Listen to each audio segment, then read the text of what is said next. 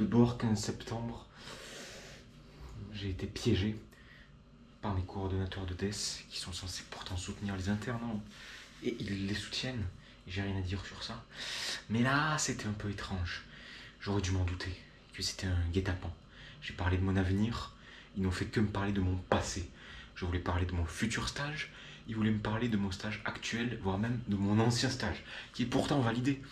J'aurais dû dire, mais pourquoi parler de mon ancien stage? Il est validé, c'est finito.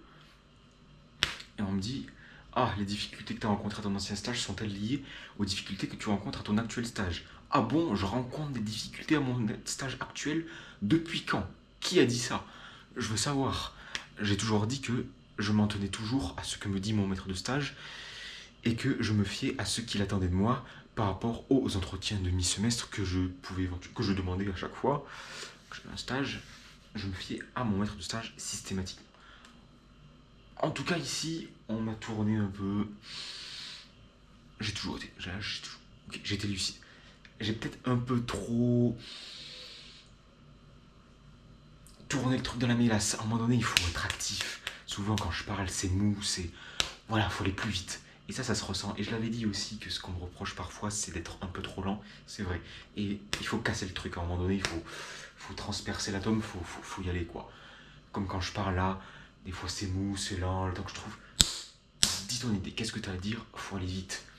Donc là, ce qu'il y a à dire, c'est que actuellement, mon semestre, moi, pas de difficulté, si ce n'est la validation des chimios. Donc c'est ce qui manquait effectivement, mais j'ai bien expliqué que ce n'était pas une priorité selon ma maître de stage. Ça d'accord.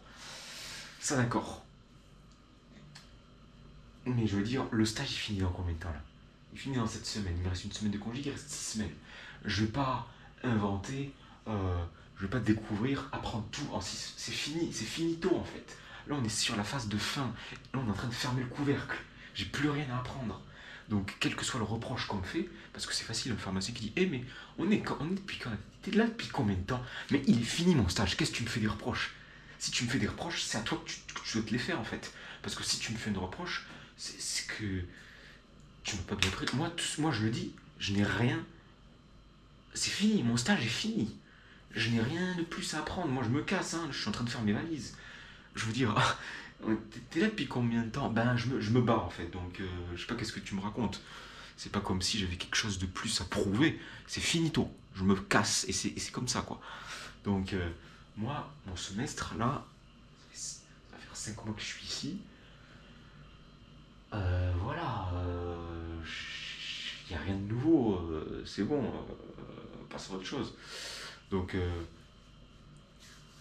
c'est pour ça, je le dis, moi, j'ai pas de soucis en fait.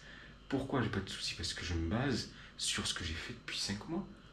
Moi, je vais pas creuser plus, je vais pas dire, ah oui, j'ai pas fait ci, j'ai pas fait ça, j'aimerais faire ci, j'aimerais faire ça. Ça fait depuis 5 mois que je suis autonome. Parce que, en fait, je me satisfais à moi-même. Le matin, je me lève, et puis je fais une mission de base. Si j'ai rien à faire, ben je fais rien. Et je vais pas peut-être avoir cette éventuelle proactivité d'aller voir. Au début, je le faisais, hein, d'aller voir le pharmacien, de lui dire oh ben tiens, j'ai rien à faire, qu'est-ce que je peux faire? Au début, je le faisais. Qu'est-ce qu'il me disait? Oh, fais de la biblio, fais ci, fais ça, des trucs de merde. Je peux le faire tout seul. Euh, donc, j'ai perdu cette habitude de le faire. Et donc, quand j'avais plus rien à faire, ben voilà, j'étais sur l'ordi, je faisais mes activités personnelles, mes travaux, etc., etc. Et ça, c'est quelque chose. Voilà. Après, je sais pas ce qu'ils ont dans la tête. Les gens se font parfois des films. Moi, je m'en fais pas. Je reste fidèle à mes valeurs. Je vais pas parler dans le dos des gens. Et ça, c'est aussi un point que j'aimerais juste aborder après. Mais et voilà, ce que je voulais dire, c'est que là, ils m'ont saoulé, entre guillemets. L'entretien il a duré 1 heure. Moi, je voulais parler de mes semestres suivants. Et finalement, ils n'ont parlé que de mon semestre actuel et de mon semestre ancien. Rien à voir, je m'en foutais, mais j'aurais dû me rendre compte que c'était un guet-apens et qu'ils voulaient juste me parler de ça. Donc je me suis fait un peu avoir. Je l'ai eu dans le cul, hein, je l'ai eu dans le cul, il faut dire les termes. Bon voilà, j'ai quand même réussi à la fin à me dire j'ai envie de parler de mon semestre dessus, en fait, c'est pour ça que j'ai demandé cet entretien. Là, parce qu'en plus, c'est moi qui ai demandé cet entretien. C'est moi qui ai demandé cet entretien. Et au final, qu'est-ce que c'est? Ben, c'est eux qui ont fait l'entretien avec moi. C'est même pas moi qui ai fait l'entretien avec eux, c'est eux qui ont fait l'entretien avec moi. Ça, c'est salaud, ça. Et c'est pas la première fois que ça m'arrive. Et ça, c'est casse-couille, et c'est extrêmement énervant, et ça, c'est un manque de respect terrible. Terrible. C'est pas la première fois. Quand j'avais fait pareil avec un maître de stage, je lui ai demandé, on peut faire un entretien de mi-semestre? D'accord. Hop là, l'entretien, qu'est-ce qu'elle fait? Elle vide son sac. Elle vide son sac, et blablabli, et ça va pas, ça va pas, ça va pas. Oh, écoute, c'est moi qui ai demandé l'entretien, donc c'est moi qui parle. Et après, tu me diras ce que t'as à dire. C'est moi qui ai demandé l'entretien, en fait. Donc qu'est-ce que tu parles? T'avais qu'à demander à faire un entretien avec moi si tu voulais me parler. Non mais c'est un truc de fou. Tu vois, je fais la démarche de demander un entretien pour qu'ensuite on m'encule. C'est incroyable ça. C'est un truc de fou. Et là, reblote pareil. Je demande un entretien de stage pour qu'au final ils se vident leur sac sur moi. Oh oui, ça va pas, t'as des difficultés, mais qu'est-ce que tu me parles? Qu'est-ce que tu me parles? Qui t'a dit ça? Qui t'a dit ça, mon gars? Tu vois, c'est. Écoute, si tu veux, on fera un entretien. Tu feras un entretien avec moi. Tu me demanderas plus tard, mais là, voilà, écoute ce que j'ai à dire. Donc au final, j'ai même pas pu leur dire ce que j'avais totalement à dire, parce qu'ils ont fait que de parler de trucs qui n'avaient rien à voir. Et donc au final, j'ai pu qu'à m'en parler de mon prochain stage en recherche que je souhaite faire, et ils ont tourné ça en ridicule. Enfin, à peu près. Voilà, que je voulais faire un stage de recherche. Oh oui, mais écoutez, on va pas ouvrir un stage d'interne de recherche juste pour envoyer un interne, voilà, pour aller découvrir comment ça se passe là-bas. Il faut qu'il y ait un vrai projet, que vous soyez utile là-bas. Ok, donc on me prend vraiment pour un snooby. Je me casse les couilles à trouver des stages de recherche pour qu'on me dise oh, non, mais si c'est pour trouver, juste pour trouver, pour dire bonjour, qu'est-ce que vous faites, comment ça se passe chez vous. Heureusement, après 18 juste ensuite, j'ai eu un entretien avec une chercheuse qui était beaucoup plus conviviale, on va dire, qui m'a donné beaucoup plus d'idées, qui m'a bien orienté, même s'il m'a pas pris. Donc, bon, voilà, ça peut débarrasser du problème de manière plus haute. Mais finalement, voilà, elle a donné des infos. Et puis, elle reste ouverte, en tout cas positive, optimiste, contrairement à leur pessimisme ragoûtant, dégoûtant. Donc voilà. Euh,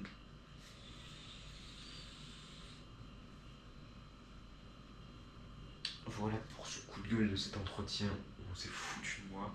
Après, voilà, quoi qu'il arrive, c'est vrai que là, j'ai pas eu de chance comme là, aujourd'hui on m'a dit j'ai été accepté à ce Master 2. Dernier moment, c'est la rentrée, les cours commencent demain. Merci de m'avoir prévenu en amont. Ça fait depuis 3 semaines que je vous envoie des mails pour qu'on me dise oui, peut-être, si, envoyez-moi ces lettres de motivation. Je les appelle depuis la semaine dernière et là, aujourd'hui, je les rappelle. Oui, bah c'est bon, oui, vous êtes pris, ben merci, mais maintenant ça va être chaud. Parce que du coup, ben, c'est un master sur Dijon, mais je suis pas pris, je suis pas sur Dijon, du coup, personne ne m'a accepté.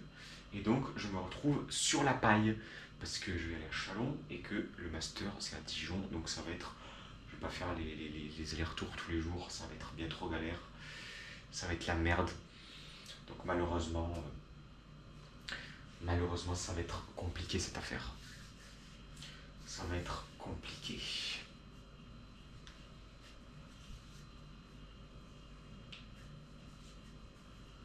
Et puis ils me saoulaient avec leur histoire de projet. Mais putain, je suis en train de parler de projet là. Qu'est-ce que tu me casses les couilles avec leurs mots? Oui, il faut que vous ayez un projet, un projet. Ah ben, je te le dis, mon projet là. Je veux dire, il faut être convaincant. Il faut être convaincant. Ah, écoute.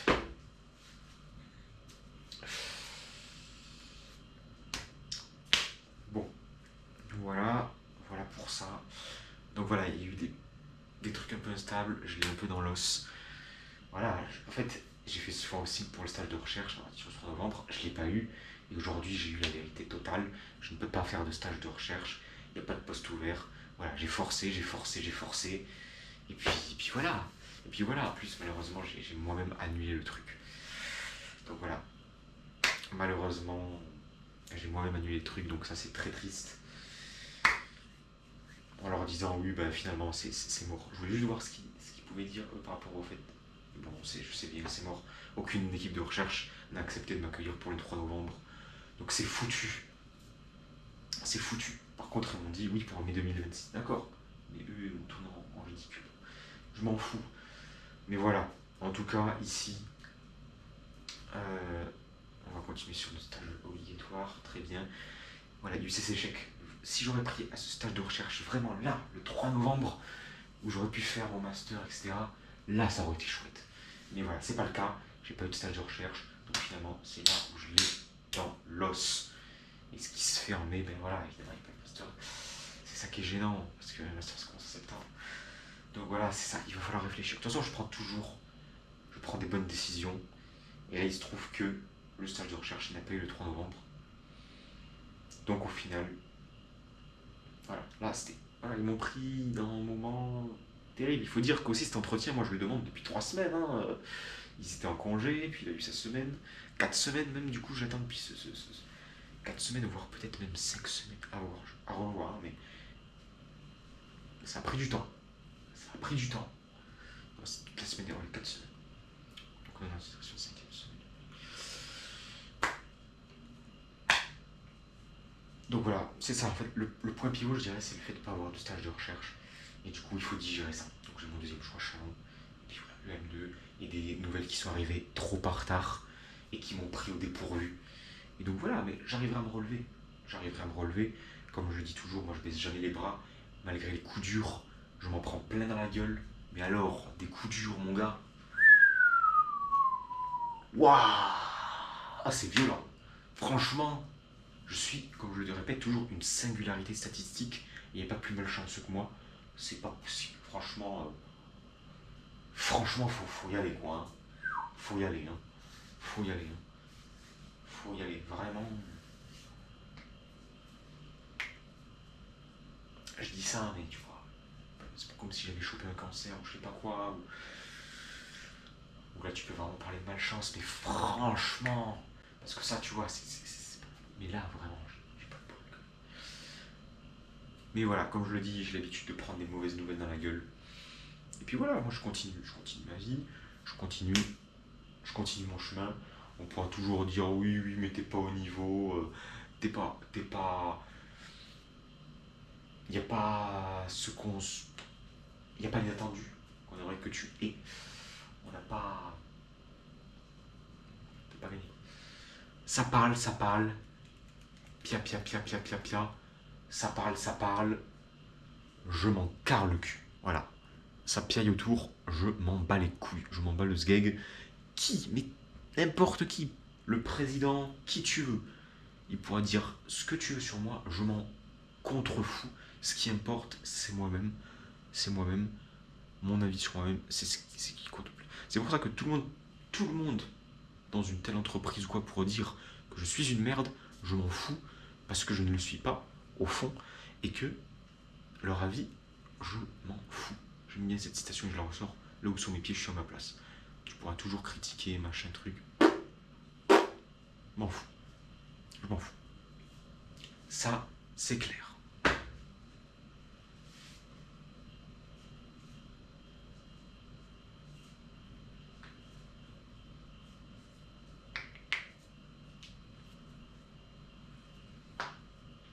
En tout cas, voilà, je sais que je suis une tête dure. Je suis un grand malade. Enfin, non, pas un grand malade. En tout cas, je suis vraiment une tête dure, remplie de rage, un forcené, un fou furieux, un acharné, voilà, plutôt un acharné. Et voilà, donc je continuerai. Quitte à fermer des bouches. Ah oui, il t'a dit, ça se passait mal aussi avec nous, hein. Vous aussi, ça se passe mal, hein. Ah bah nous, c'est pareil. Pardon, il va falloir couper ça. Non mais... Non mais attends. Putain. Tu vois, ça c'est le genre de truc. Vous aussi, ça s'est passé mal avec lui. Nous aussi, ça s'est passé mal. Ça me conforte, tu vois. Mais écoute ton avis personnel, putain. Tu vois, ou plutôt c'est le gars qui dit... tu vois, il a des doutes. Et puis il va voir comment c'est passé avant. Ah, c'est passé mal avec vous. Ah, ok, ça me rassure. C'est pour ça, moi aussi, je commence à me poser des questions. Non, mais en fait, le problème, il vient vraiment de lui. Ah, les salauds. Non. Bref. Bon, voilà pour ce point. Et il y avait un autre point que je voulais évoquer.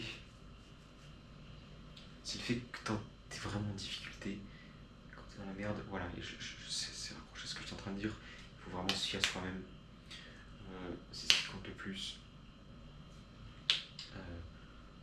Toutes les critiques aux alentours, les gens qui se confortent dans leur critique, qui confirment leur opinion par rapport à ça, par rapport à ce qu'il dit, tu vois, c'est un peu interrelié, et il ne faut que se resserrer les liens entre eux.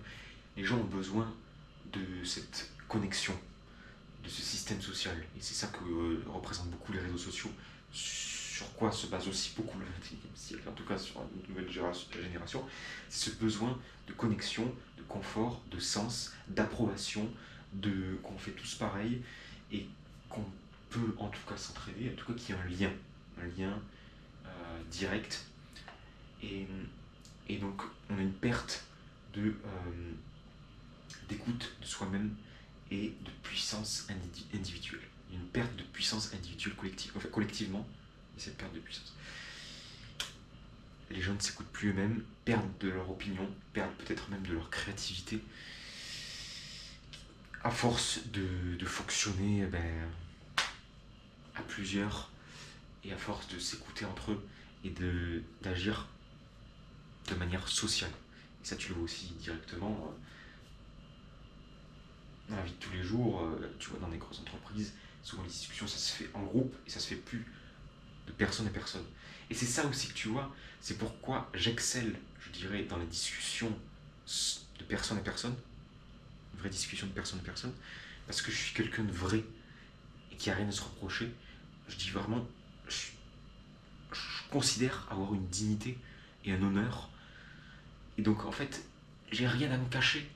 Donc quand je suis dans une discussion personne à personne, ben, je me sens tout à fait à l'aise, parce que voilà, moi je parle pas dans le dos des gens, donc je me sens tout à fait à l'aise, j'ai rien à me cacher, tu vois. Et les critiques en général, ben, c'est social, c'est toujours social, tout est toujours social, c'est toujours ah oui, c'est vrai que avec lui ça se passe pas très bien, c'est vrai qu'il est un peu timide, maintenant que tu me le dis, ouais, en fait c'est pour ça qu'il est un peu bizarre, ok. Et puis l'autre, ouais, c'est bien que vous le dites, c'est vrai qu'il était aussi bizarre avec moi, en fait, ça me conforte. Et tu vois, et au final, on casse du sucre sur mon dos, et il y a cette création de sens social, et les gens ne s'écoutent plus eux-mêmes. Et donc finalement, ça casse du sucre sur mon dos, et puis voilà, on l'encule, hein, et puis au final, moi je l'ai dans l'os, et puis dès que je me retrouve en discussion seul à seul, bah, tout va bien, tout va bien. Pourquoi tout va bien? Parce que j'ai rien à me cacher, et parce que le problème n'est pas social. Je veux dire, moi quand je le vois tous les jours, des pharmaciens de ci, de ça, des préparateurs qui crachent dans le dos des gens. Ah oui, pharmacien qui crache dans le dos d'une pharmacienne, préparateur qui crache dans le dos d'un préparateur, préparateur qui crache dans le dos d'un pharmacien, pharmacien qui crache dans le dos d'un préparateur, interne qui crache, machin truc. Voilà comment ça se passe. Voilà comment ça se passe. Tout le monde se crache dans le dos de chacun. Et voilà. Langue de vipère, rumeur, des commères, tout ce qu'on veut, les mots chelous. Bref. Mais moi je suis pas comme ça. Je suis pas comme ça. Et au final, quand je me retrouve à discuter avec n'importe quelle personne, eh bien, je vais bien et j'ai rien à me cacher. C'est pour ça, il me dit, en plus on parle, il me dit, mais on a l'impression quand on vous entend que tout va bien. Ben oui, oui, ben oui, tout va bien, oui, je vous le dis. Je vous le dis. Qui vous a dit que ça se passait mal? Je veux dire, amenez-moi cette personne, qu'on discute entre nous. Parce que là, il y a un problème. Entre nous, il n'y a pas de problème. Alors pourquoi vous dites qu'il y a un problème? Je veux dire, c'est quoi? On est où? Et c'est ça. Le problème est social, le problème n'est pas individuel. Et c'est ça. C'est que, à force d'agir en société, les individus n'existent plus.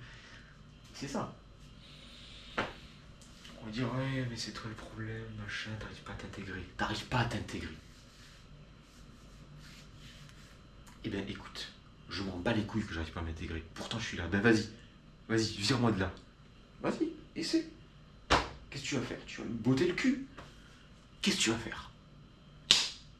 Qu'est-ce que tu vas faire? Tu vas me virer? Eh bien, vas-y, vire-moi. J'attends. On verra ce qui se passera. Ensuite, moi, je ferai les démarches. Pour essayer vraiment de comprendre le pourquoi du comment. Hein, on m'a viré. Et voilà. on fera les démarches. Mais moi, voilà, on me dit toujours, qu'est-ce qu'on fait pour que ça aille bien? Qu'est-ce qu'on fait pour que ça aille bien? Moi, je vais te dire, il me pose la question, qu'est-ce qu'on fait pour que ça aille bien? Eh bien, apporte-moi la personne qui dit que ça se passe mal. Et comme ça, on va se régler entre nous. Je pense que c'est beaucoup mieux. Je pense que c'est beaucoup mieux.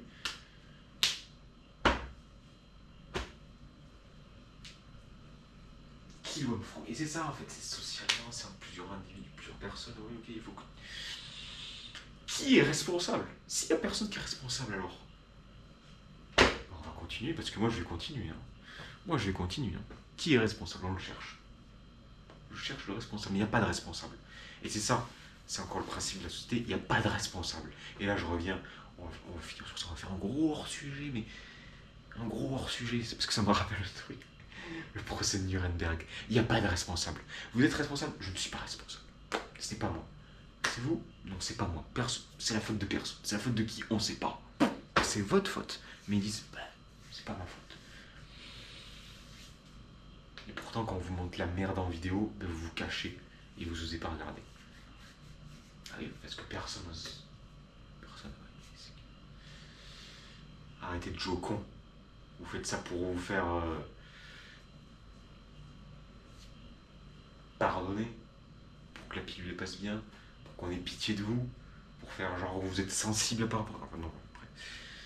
Personne n'est responsable. Dans cette société, personne n'est responsable. Mais un individu pourtant se sent responsable. Moi je me sens responsable, je suis le seul responsable de ce qui m'arrive. Et c'est ça qui fait que je suis toujours en place, et que je ne baisse pas les bras, parce que je suis fidèle à moi-même. J'ai rien à cacher, j'ai rien à cacher. J'ai rien à cacher. Peut-être que tu pourrais toujours dire, oh, je suis pas intégré, j'arrive pas à m'intégrer ou pas.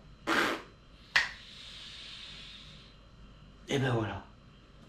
Je disais peut-être que si je fais tellement d'erreurs, c'est aussi une manière à moi de ne pas me soumettre à cette société. C'est encore un autre sujet.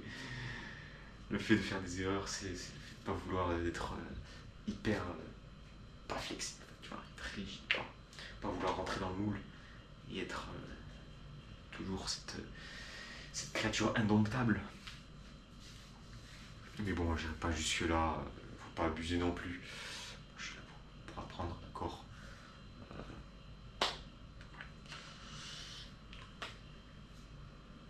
Se projeter, pas se projeter. Plus important, voilà, c'est ici, de toute façon, je suis dans une phase. Il n'y a pas de ci, de ça, il n'y a pas d'échappatoire. Ici, c'est je continue, point barre. Je continue, point barre. On est en plus à une rentrée, 15 septembre. On n'aborde même pas la rentrée, je veux dire, ça a été choisi en amont. J'ai fait des choix, j'avais prévu certaines choses, j'avais prévu. Puis voilà, j'avais prévu. Je prends des choix. Après, t'as toujours des espoirs, etc. Tu dis, et puis, et si tu tentes, et tu rates, t'as les boules. Mais voilà, je continue, j'enchaîne, puis je reviens finalement sur mes choix de base, plus fiables. Puis voilà, c'est comme ça, c'est comme ça. C'est comme ça, c'est comme ça. C'est comme ça, après j'essaie de projeter un an, qui va faire un an. Il y a eu des choix, il y a eu des choses qui ne se sont pas passées comme je l'aurais voulu. Mais il y a eu beaucoup de choses finalement qui ne se passent pas comme on le voudrait. Et ça, c'est casse-couille. Parce qu'il y en a certains qui ont plus d'obstacles que d'autres. Évidemment, un major qui a tout ce qu'il veut, il dit hop là, je veux faire ça, ben t'as ça. Belle vie, la belle vie. Mais quand t'es quelqu'un comme moi qui doit prendre les miettes, ce qui reste, c'est plus compliqué de faire ce qu'on a envie de faire. Quand il te reste les miettes, c'est plus compliqué de se débrouiller et d'arriver à fabriquer ce que tu as envie. Hein. Quand tu as tous les outils, quand tu as tout ce que tu veux, que tu dois fabriquer quelque chose, ok. Mais quand il te reste que les boulons, des rouages pour fabriquer une machine, c'est plus compliqué. Et donc ça, il faut bien s'en rendre compte aussi. D'accord? C'est ces difficultés-là aussi. Il me reste les miettes, je fais ce que je peux avec ce que j'ai. D'accord? Je fais ce que je peux avec ce que j'ai. Moi, c'est pas la belle vie. Hop là, j'ai des... Tu vois. Donc je m'adapte à la situation. Et je baisse pas les bras, je suis une tête dure, je suis un acharné, comme je le répète. Voilà. Sur ce, on va finir cette réflexion.